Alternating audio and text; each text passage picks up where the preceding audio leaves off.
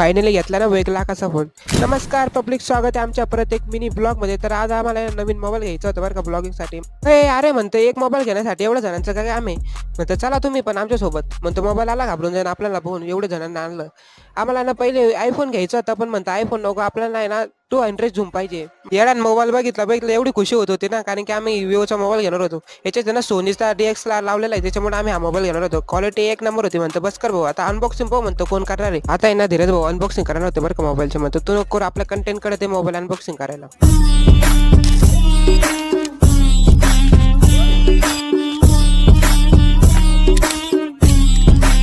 आता आहे ना आमच्या मोबाईलची अनबॉक्सिंग केली तर बरं का. म्हणतो बॉक्समध्ये पाहू काय काय आहे. एक चार्जर आणि त्याचं सर्व्हिसिंग कार्ड. अरे म्हणते हेडफोन कुठे आहे, एवढा महाग मोबाईल घेतला. आता आहे मी या मोबाईलमध्ये शूट करणार होतो.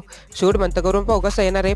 ही क्वालिटी या मोबाईलची कमेंटमध्ये नक्की सांगा कशी क्वालिटी. हे दुकान होते ते आम्ही तिथून मोबाईल घेतला दीपक भाऊकडून. तुम्हाला जो ब्लॉग आला असेल तर फॉलो